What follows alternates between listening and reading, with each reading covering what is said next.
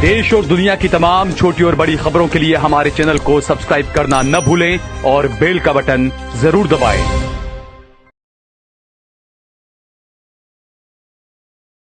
नमस्कार दोस्तों, स्वागत है आपका देश लाइव में और आपके साथ हमेशा की तरह मैं हूं आशिमा त्यागी।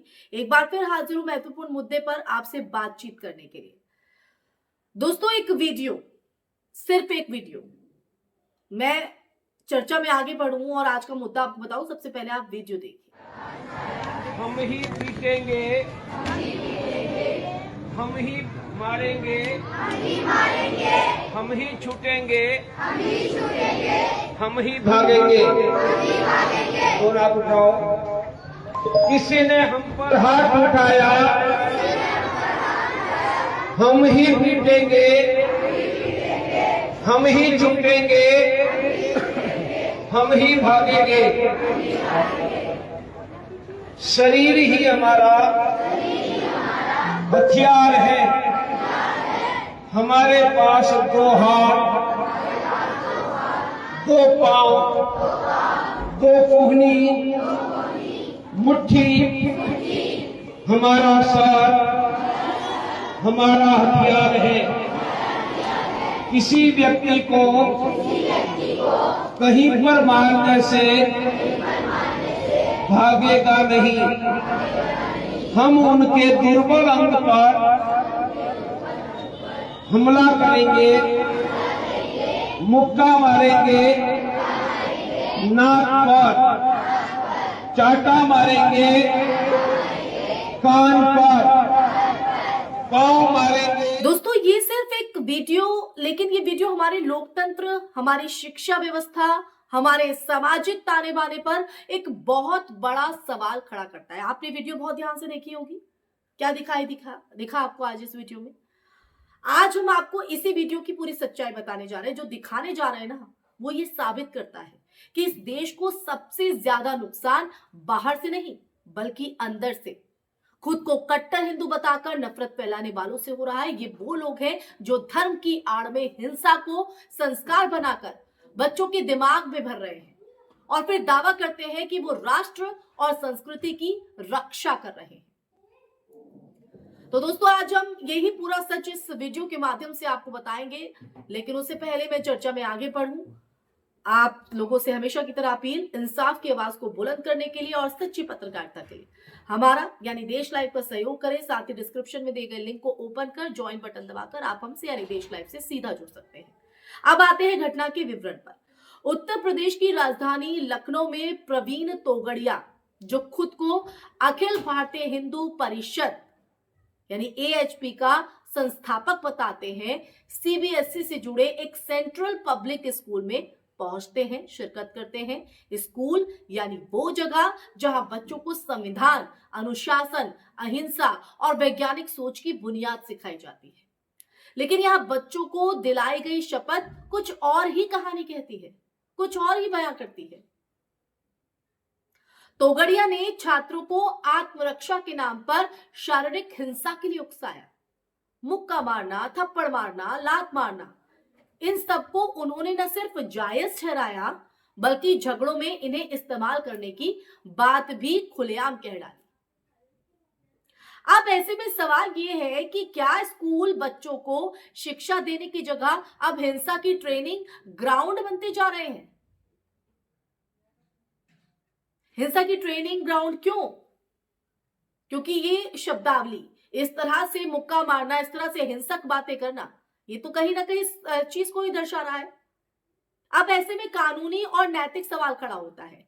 CBSE के दिशा निर्देश साफ कहते हैं कि स्कूल परिसर में किसी भी तरह का राजनीतिक, सांप्रदायिक या हिंसा को बढ़ावा देने वाला भाषण प्रतिबंधित है।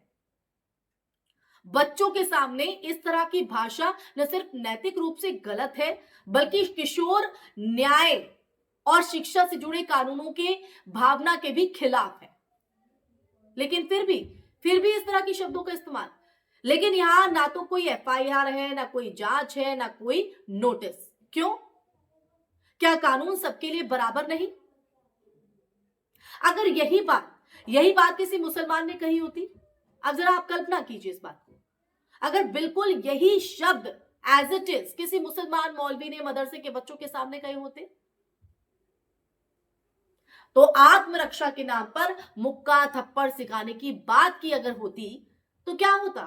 आप ही बताइए, क्या दृश्य निकलकर सामने आता?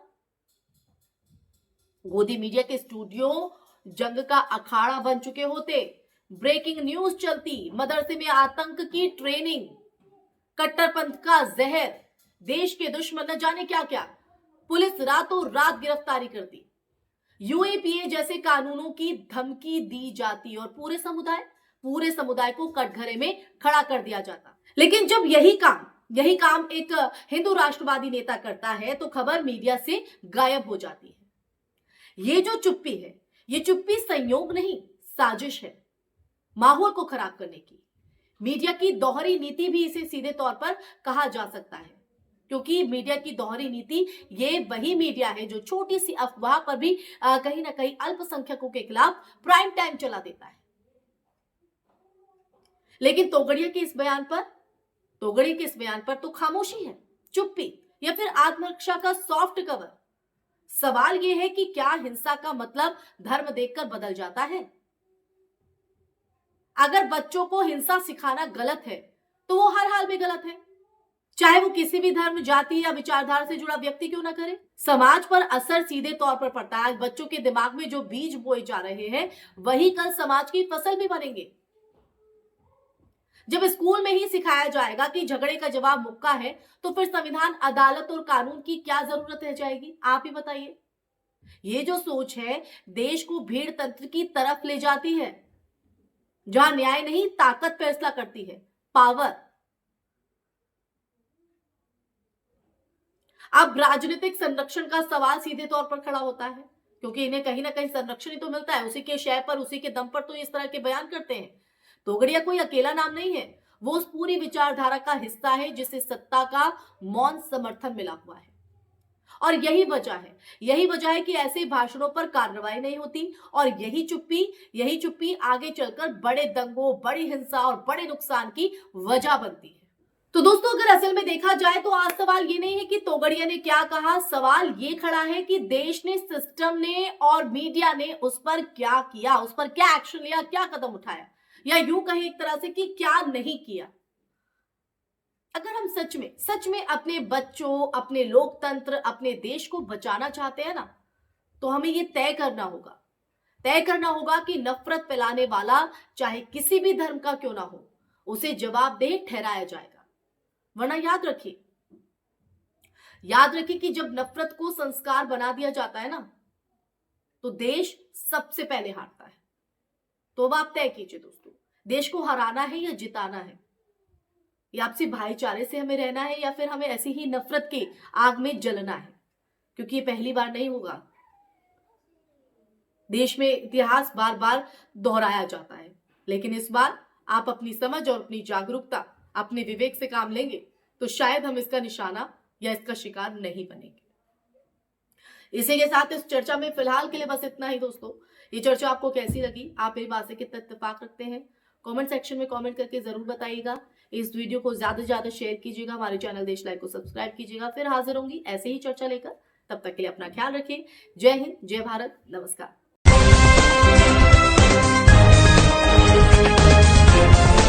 देश और दुनिया की तमाम छोटी और बड़ी खबरों के लिए हमारे चैनल को सब्सक्राइब करना न भूलें और बेल का बटन जरूर दबाएं।